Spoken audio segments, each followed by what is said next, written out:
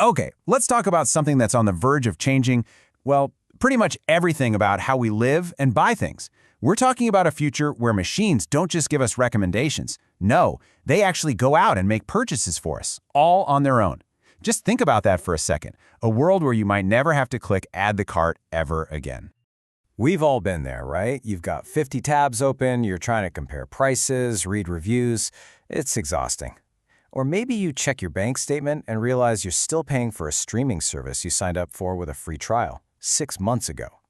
The modern marketplace is a jungle, and let's be honest, it's kind of designed to make us feel overwhelmed. So, what's the real problem here? Well, it's us. Our brains just aren't wired for this. Behavioral economics tells us we get hit with choice overload, so many options that we just freeze up. We have a status quo bias, meaning we just stick with our old phone plan or insurance provider even if there's a way better deal out there. Then there's present bias, that little voice that says, I want it now, even if waiting would save us money. And of course, our attention is limited, and marketers are experts at using emotional ads to grab it. We're basically playing a game that we're not equipped to win. But what if you didn't have to play the game yourself? What if you could send a player onto the field who's immune to all of those human flaws? Well, this is where a completely new kind of autonomous agent enters the picture. Meet the Custobot. The name says it all, right? It's a mix of customer and robot. This is an AI agent that you empower to make purchasing decisions for you. It learns your preferences, sure, but it operates with the cold, hard, rational logic of a machine. And the difference is just night and day. Where we're emotional, the AI is completely objective. While we're getting stressed out by a dozen choices, it can process thousands in the blink of an eye. And you know what? It never forgets. That gym membership you keep telling yourself you're going to cancel, a Custobot would have ditched it for you the second you stop going. This is literally like giving yourself a consumer superpower. The best way to think about them is as your own personal choice engine. Their one and only job is to slice through all the marketing noise, all the psychological tricks, and find the actual mathematically best deal for you, based on the rules you set. So, okay, that's the big idea. But let's dig into what these agents could really do for us. What are we actually talking about here? Well, for starters, a Custobot is like comparison shopping on steroids. It can analyze thousands of products in seconds, but it gets deeper than that. For example, it could process something like the EU's upcoming Digital Product Passport, a super complex document detailing a product's entire environmental impact. A human would never bother, but an agent sees it as just more data to find the best option. It's also completely immune to dark patterns, those sneaky buttons and hidden fees designed to trick you. And if you're thinking this all sounds like science fiction, think again. According to Gartner, a whopping 80% of companies are expected to be using generative AI by 2026. That is right around the corner. The foundations for this new economy, they're being built right now, as we speak. Okay, so this is where it gets really interesting.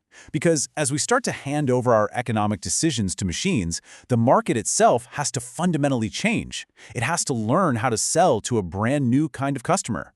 For the past 20 years, the internet has been all about fighting for human attention.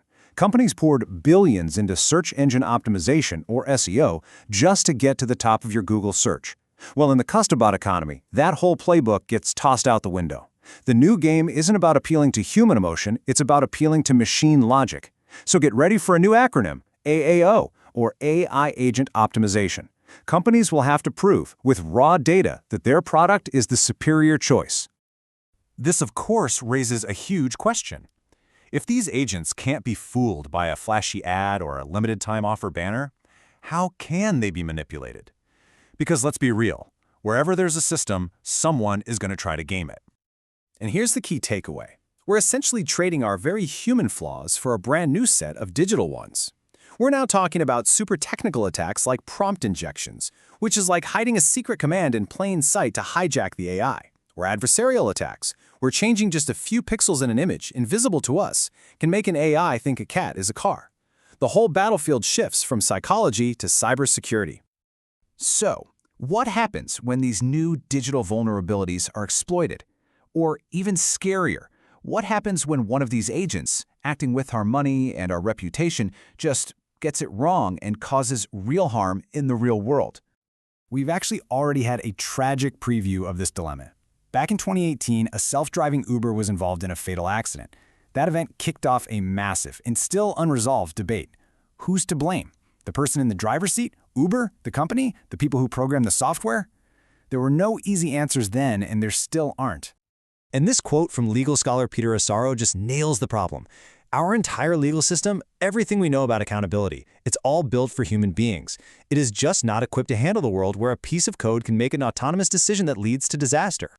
And this just opens up a massive ethical can of worms. How do we program morality into a machine? Do you go with a utilitarian view, where the AI should always do what's best for the most number of people, even if it hurts you, its owner? Or do you go with a deontological view, where the AI's primary duty is to protect you at all costs, no matter what? These are philosophical questions that have been debated for centuries, and now we have to code them into software. So, let's zoom all the way out. What does our society actually look like when more and more of it is run by these autonomous agents? The changes could be absolutely staggering. At the very heart of this new world is a huge trade-off. On one side, you have the promise of a perfectly efficient, optimized economy. But on the other, you have the risk of millions of these agents all acting at once, creating a herd mentality that could trigger an economic flash crash in milliseconds. Way too fast for any human to even notice, let alone stop. And this might be the most profound consequence of all. We could accidentally create a new, deeply entrenched form of inequality, an algorithmic class system. A world where your success isn't just about what you know or who you know, but about how powerful your AI agent is. The gap between the agent haves and the agent have-nots could become the defining social crisis of our time. Which brings us to the final critical question. As we hand over the keys to more and more of our lives, are we simply building better, more helpful assistants? Or are we accidentally building a new ruling class, one that operates with a speed, logic, and power that we humans can no longer understand or control? The choice, for now, is still ours, but the clock is ticking.